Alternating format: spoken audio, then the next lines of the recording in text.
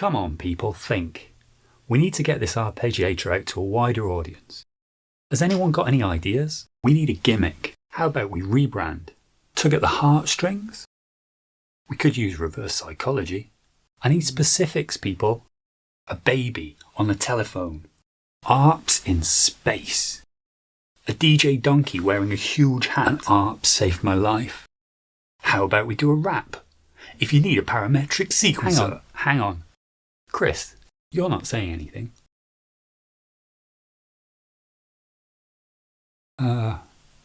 We could just tell the truth. How's that going to work?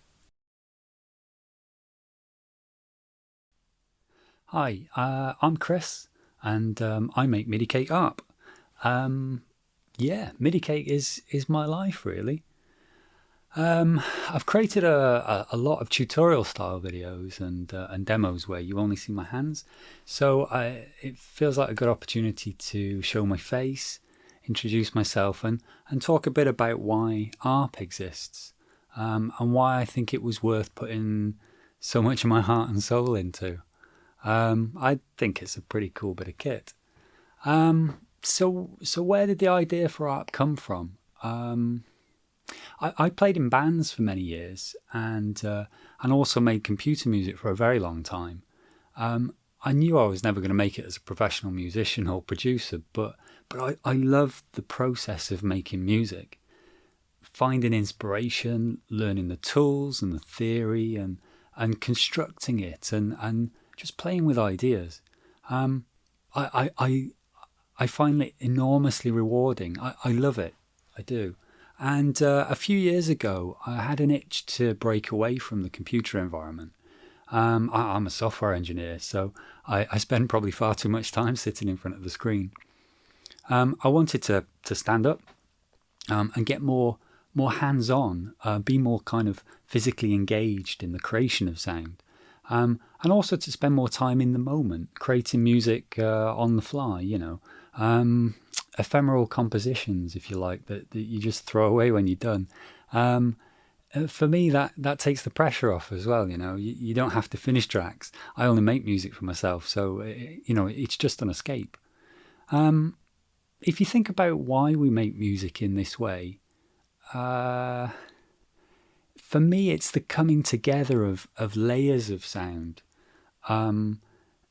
that you both create and experience at the same time.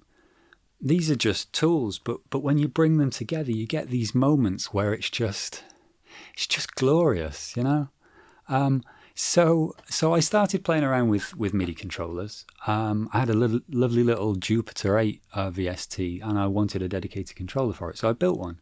That got me into electronics, and I started exploring what could be done with those devices. I invested in some synths and quickly realized their appeal. They're so immediate and tactile, and you can lose yourself for hours just building patches.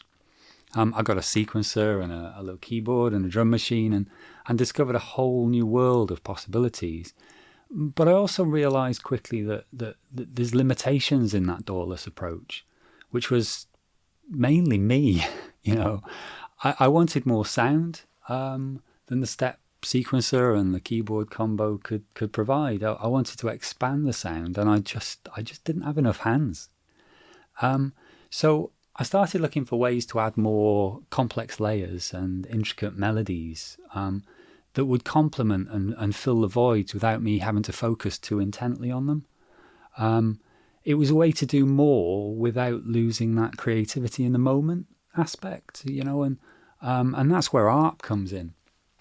I had a vision for what this device could do.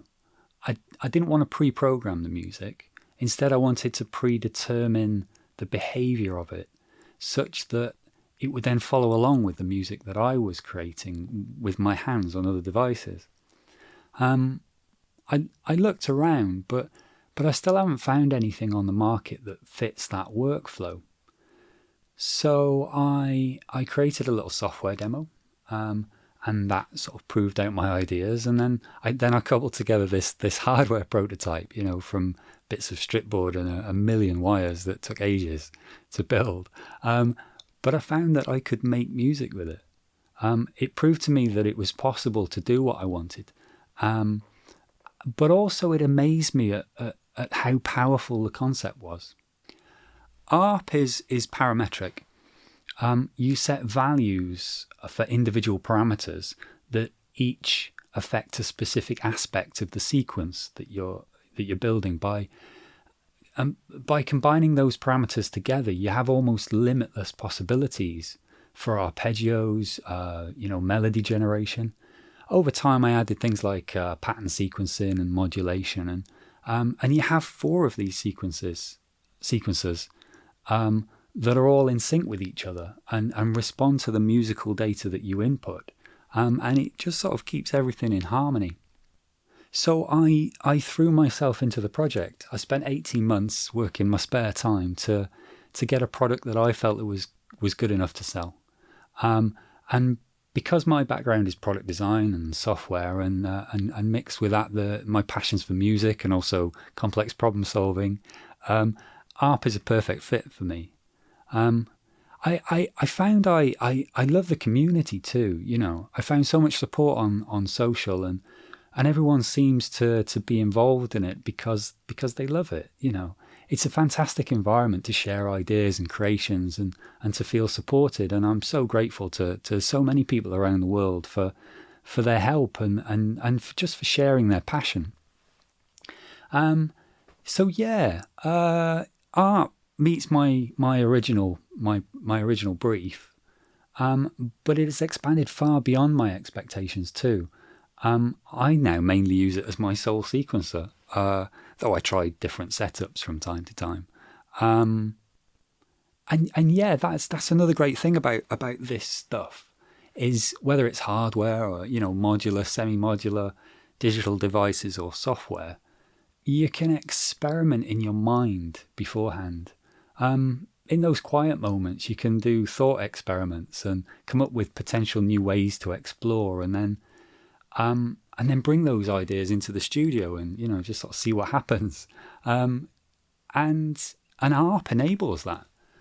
When you get to know it, you can mentally explore how the parameters might interact, and then try them out. You can really nerd out with it if you want, or just pick it up and start experimenting. So that's what ARP offers in terms of melody creation and generative composition or just inspiration. It fills a lot of roles, over and above the adding layers of sound. In my low moments, I often just pick up an ARP and start tinkering with it, and I make music. It puts a smile on my face, and I find it inspiring. And I think that's why I've been so motivated to keep going and to share it with the world. In terms of construction, I wanted ARP to be high quality and robust, but also represent good value for money. And I think it is. Hardware components aren't cheap. Anyone who's into modular will tell you that. But I've had to find ways to keep the component supply and the manufacturing process efficient in order to achieve that goal. I wanted ARP to be recyclable, and I wanted to be able to build them sustainably. So I designed it to have modular components that can be replaced if needed. I sourced almost everything here in the UK, and from recycled materials where possible. And I build them here. That way I get the quality that I want. They're cased in 2mm aluminium, and so they're pretty robust, and they're pretty hefty too. They weigh just over 1 kilo. The packaging too is recycled and recyclable. And although I ship them all over the world, I use DHL because of their efficiencies through scale and their amazing speed of delivery. 2 days to the States and Europe, 3 days to Australia. I mean, I've just found them fantastic. So what else did I want to say? ARP went on sale last summer, and the feedback has been overwhelmingly positive. I get emails out of the blue from people just telling me how much they love it, and that's just a massive, massive boost for me. There's very little negative, but because this is my focus, and I know it intimately, I'm in a position to support ARP, respond to feature requests, and I'll continue to develop it. There's many new features on the roadmap, and I aim to ship new firmware updates every couple of months, for the foreseeable future.